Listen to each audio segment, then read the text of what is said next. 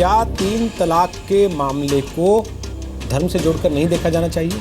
क्या इसे सिर्फ औरतों की बेहतरी का सवाल माना जाना चाहिए? 4 मेहमान हमारे साथ हैं। मौलाना अंसार रज़ा हैं, मुफ्ती मोहम्मद मंसूर जियाई है, नाइश हसन है और सिकंदर रिजवी साहब हमारे साथ स्टूडियो में। सिकंदर रिजवी साहब, एक सवाल जो चर्चा में आया अभी बीच में, मैं आपसे पूछ रहा हूँ, ब्रेक के पहले मैंने छोड़ा था। 1400 साल में क्या कोई बदलाव नहीं हुआ? क्या मुसलमान बदले नहीं? वक्त के साथ काफी बदला अपनी ज़रूरतों में, अपनी ज़रूरतों को पूरा करने के तरीकों में बदला है। देखिए, इस्लाम के अंदर जो हमारे स्कॉलर हैं, स्कूल ऑफ थॉट्स हैं, कई एक हैं। उमुल क़ुरा है, शियों का कुम है, नजफ़ में है।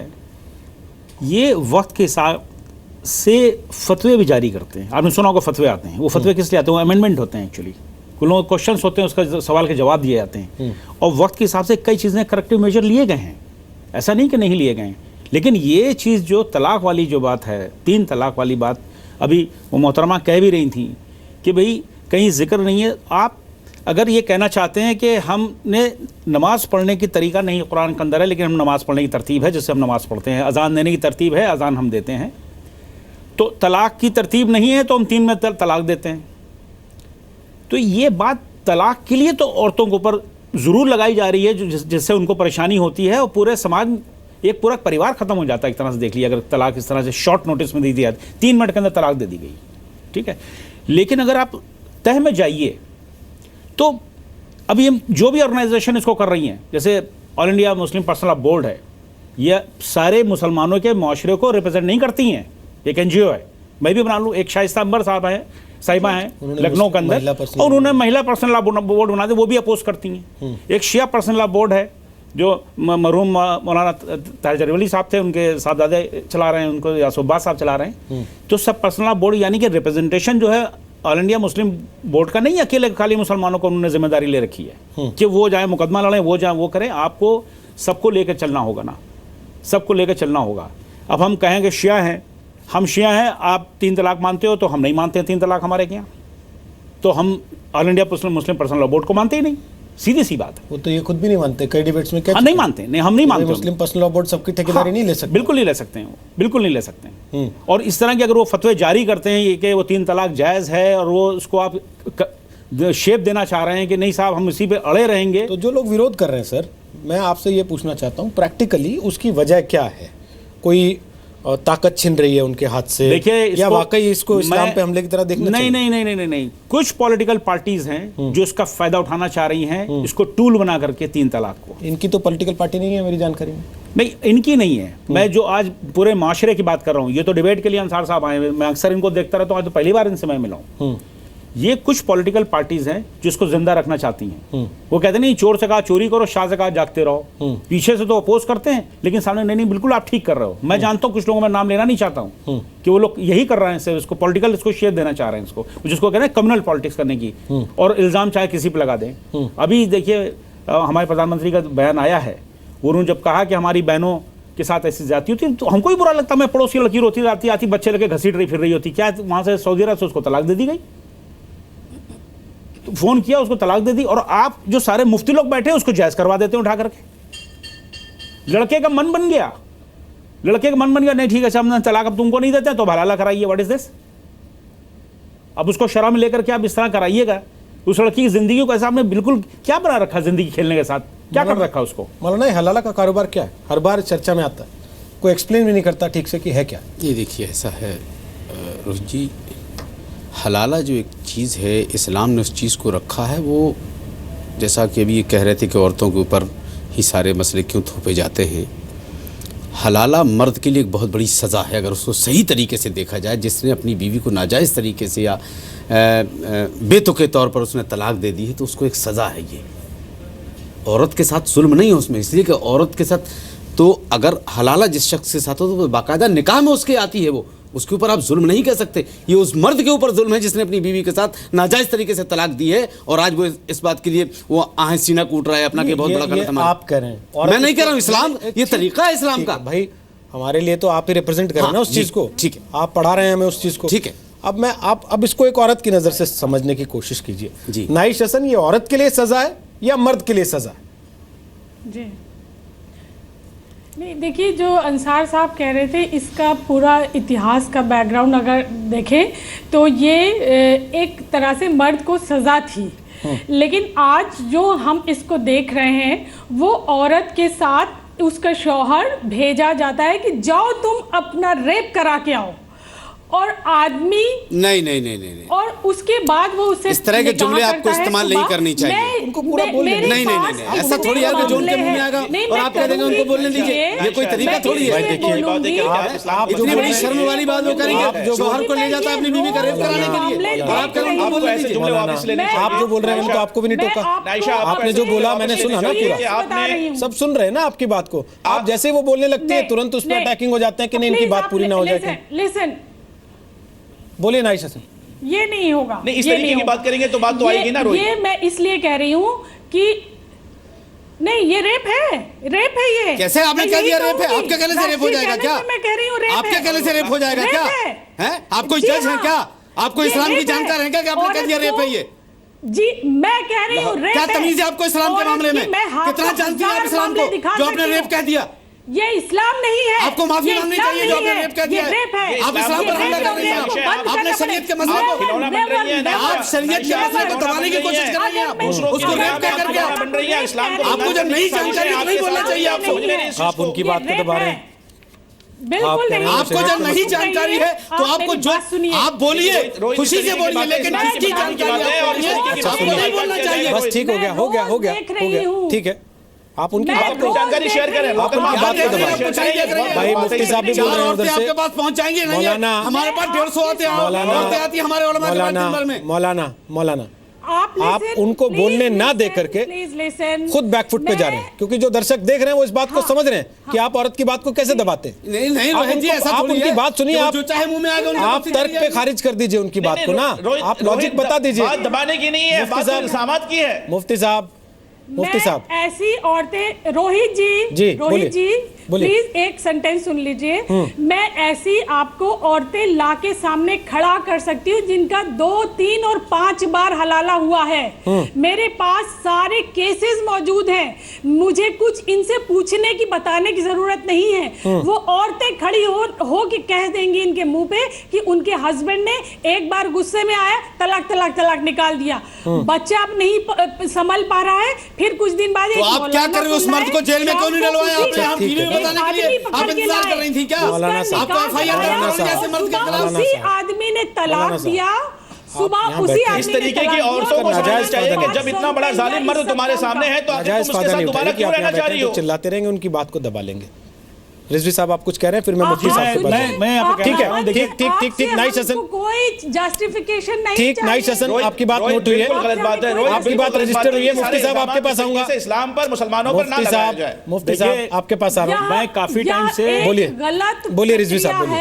यह एक गलत बात है, इसे खत्म होना ही चाहिए। ठीक नाइस हसन, बोलिए रिजवी साहब, फिर मैं मुफ्ती साहब। मैं काफी दिनों से डिबेट सुन रहा हूँ और गौर करता हूँ जब कोई औरत बोलने लगती है, अपने कुछ बताने लगती है कि उसने कुछ औरतों से मिला है, तो हमारे जो उलमाए अकराम यहाँ बैठे हैं, मौलाना साहब बैठे हैं, चाहे आप मुफ्ती साहब हों चाहे अंसार साहब हों, बोलने का मौका नहीं देते हैं। अभी ये इस्लाम है क्या? एक औरत बोलना चाह रही है ईमानदारी से, आप उसको बोलने दे रहे हैं, चीख चिल्ला रहे हैं उसके ऊपर। बताओ गाली तो बर्दाश्त करें। वो गाली नहीं दे रही, माफ कीजिएगा, गाली नहीं दे रही। आपने पूरा उनका सेंटेंस जैसे लोग सपोर्ट करते हैं इनको। क्या सपोर्ट करते हैं? बिल्कुल नहीं सपोर्ट करते, हम आपको नहीं सपोर्ट करते, हम आपकी बात को सपोर्ट नहीं करते, हम आपको सपोर्ट करते हैं, हम आपको सपोर्ट नहीं करते हैं, हमें जरूरत नहीं ना आपकी। आप लोग जो बात को घुमा देते हैं, आप मुकर जाते हैं, हम नहीं जाते, हम तो आपके पीछे पड़ गए, हमने 3 महीने छोड़े, फिर भी वो बात कर रहे हैं, हम घुमा नहीं रहे हैं। आप जब हलाला आज भी उसी बात पर चले हैं। जब हलाला की बात आती है, डिबेट करने नहीं बैठे हैं। जब हलाला की बात आती है, जितने मौलवी उनको परेशानी बहुत होती है, किसी को कोई परेशानी नहीं होती। सबसे ज्यादा मौलवी अपने साथ हलाला नहीं करवाता है, मौलवी करवाते हैं हलाला। बिल्कुल मौलवी क्या होता होगा हमारे यहाँ? बिल्कुल करते हैं। आप क्या होता है हलाला? हमारे यहाँ नहीं होता ये। हमारे हलाला होता नहीं, शो करते, माफ कीजिएगा। हमें क्या, हमें मालूम है क्या हलाला होता है। हमें मत दीजिए, आप टीवी में मत खुलवाइए, मत आप न खुलवाइए, आप न खुलवाइए, बस आप हमसे न खुलवाइए। आप हद में रहिए अपनी। काफी टाइम से सुन रहे हैं, चीखते चलाते ना, औरत बोल रही है, आप हद में रहिए अपनी हद में रहिए। हमें मालूम है आप क्या क्या होता है, मत करवाइए। आप खुद सब करते रहते, आप अपनी हद में बात कीजिए, रहने दीजिए। आप लोग पानी पीजिए। हमें मालूम है आप क्या क्या होता है। चिल्लाना शुरू करें, मौलाना अंसार रजा, मौलाना अंसार रजा, मौलाना अंसार रजा, बोलेंगे तो नहीं बोलने, मौलाना अंसार रजा बोले, हमें मत बोलने दीजिए। मैं ब्रेक ले लूं? खत्म कर दें यही कार्यक्रम। अगर आप लोगों को लगता हो आप शांतिपूर्ण तरीके से अपनी बात नहीं रख सकते, मैं ब्रेक ले लूँ, आप कहें तो मैं ब्रेक ले लूँगा, कोई दिक्कत नहीं, हम विज्ञापन चला देंगे अगले 20 मिनट। लेकिन अगर आप बात रखने आए तो बात करने का एक तरीका है, और कृपया उसका ख्याल रखें। आप पानी पीजिए रिजवी साहब, मौलाना साहब अभी पानी पीजिए, मुफ्ती साहब आप अपनी बात रखिए, और उम्मीद करूंगा जब वो बोल रहे हैं तो कोई बीच में नहीं बोले। मुफ्ती साहब। रोहित भाई बड़ी अच्छी बात यह है कि हमारे रिजवी साहब ऐसे शख्स के बारे में कह रहे हैं जिसने किसी औरत से निकाह किया है, और अब वो हमारी बहन कह रही है कि वो रेप कर रहा है और वो शौहर रेप करवाने के लिए भेज रहा है। इस तरीके की गुफ्तगू करना नेशनल टीवी चैनल पर कितने शर्म की बात है कि रिजवी साहब ऐसे लोगों की तारीफ कर रहे हैं जो निकाह करने के बाद अगर वो अपनी जिंदगी गुजारा, आप उसे रेप करार दे रहे हैं। और हमारे हम तारीफ नहीं कर रहे हैं, सिर्फ कह रहे हैं औरत को बोलने दीजिए। औरत का आप लोग हक छीन लेते हैं, बोलने नहीं देते औरत को। आप लोग औरत का हक छीनते हैं, आप लोग बोलने क्यों नहीं देते औरत को? रिजवी साहब बोलने दिया जाए, वो भी बोल रहे हैं, लेकिन आप ऐसे आप उनकी तारीफ कैसे कर रहे हैं? किस बात की तारीफ कर रहे हैं? हम तो कह रहे हैं बोलने दीजिए उनको। बड़े आप उनको बोलने दिए, वो अपनी बात सुना रही हैं, आप बोलने क्यों नहीं देते? हम मुंह बंद क्यों कर देते हैं आप? मैं कोई सपोर्ट नहीं कर रहा हूं, मैं समझा रहा हूं कि औरत को पूरा हक मिलना चाहिए। 3 मर्द बैठे हैं, 3 दिन मर्द बैठे हैं, आप लोग उसको अकेली औरत को बोलने क्यों नहीं दे रहे हैं? गलत बोले, सच बोले, बोलने दीजिए। जब वो अल्लाह रसूल के कलाम के मुनाफी बात कर रही हैं तो आपकी जिम्मेदारी क्या बनती है? रिजवी साहब मैं आपसे पूछना चाहता हूं कि अगर कोई गलत काम कर रहा हो या गलत बातें बयान कर रहा हो तो आपकी जिम्मेदारी क्या बनती है कि आप उसे रोकें या उसे सजेशन दें? कम से कम उसके बताएं कि आप वो गलत कह रही हैं। इस्लाम का शियार नहीं है, लेडी ने विटनेस की बात करी है, विटनेस की बात करिए, उसके साथ ऐसा हुआ है, वो उसका औरत ने विटनेस करी है, आप बात ही नहीं करना चाहते उस टॉपिक पर? जी हाँ, जब वो कह रही है कैसा हुआ है। ऐसी औरतें जिसके मर्द ने 3 मरतबा उसके साथ जुल्म किया है, ज्यादती की है, तो फिर उस जालिम के साथ वो क्यों रहने के लिए जा रही हैं? उस ऐसे जालिम के साथ वो क्यों रहना पसंद करती है? मुसलमानों में इतनी एजुकेशन नहीं होती ना, मुसलमानों को अगर पढ़वाया होता ना, वहां की औरतों को जरा हाल देखिए जाकर के, कितने % आपके यहाँ की औरतें सब मुसलमानों में पढ़ी हैं। उनको अगर अकल होती तो वो हंटर चलाती है मर्दों को। क्या बात कर रहे हैं आप? कोई हलाला ना होता, कोई मौलवी हलाला नहीं करा सकता, पता ही नहीं हो सकता। अनपढ़ और जाहिल होने की वजह से 70% औरतें जाहिल है, बिल्कुल उनके साथ ज्यादती की जाती है मुसलमानों के अंदर। आपको स्कॉलर की हैसियत से बात करनी चाहिए। और एक दानिशमंद लेडी अगर बात कर रही है, मैं नहीं कहता हूं सपोर्ट कर रहा हूं उनकी बात को, आपको सुनने की परेशानी आती है, आपको स्कॉलर के तरीके से एक औरत बात कर रही है, आपने जालत भरी है, तभी तो औरतें बेचारी एक्सेप्ट कर लेती है, भूखी मरती है, बच्चे पालती हैं। औरतों का बुरा हाल है मुसलमानों के अंदर। पहले संभालिए। हो गया, आप तकरीर हो गई आपकी। तकरीर अभी काम तो शुरू करी है। मौलाना अंसार रज़ा वो भी आप ही के पक्ष की बात कर रहे हैं ना, और वो बोल रहे हैं लगातार। बोलिए मुफ्ती।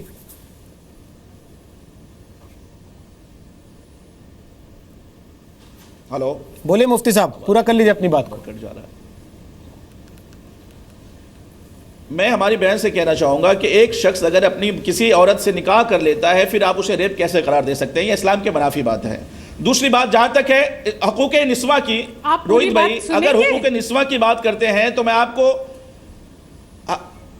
बहन मेरी बात मैं कंप्लीट कर लूं, उसके बाद आप कह लेना। नाइशा, रोहित मैं कहना चाहूंगा आपके व्यूअर को, अगर ये हुकूक निस्वा की बात करती है तो आप प्राइम मिनिस्टर साहब की अहलिया का फोटो लेकर मैं बैठा हूं, और ऐसा फोटो लेकर के बैठा हूं कि आप उनके बारे में तो आपने कभी गुफ्तगू नहीं की, और हमारे प्राइम मिनिस्टर साहब ने हमारे बारे में गुफ्तगू करने की कोशिश की, उनके अहलिया के बारे में कभी नहीं सोचा।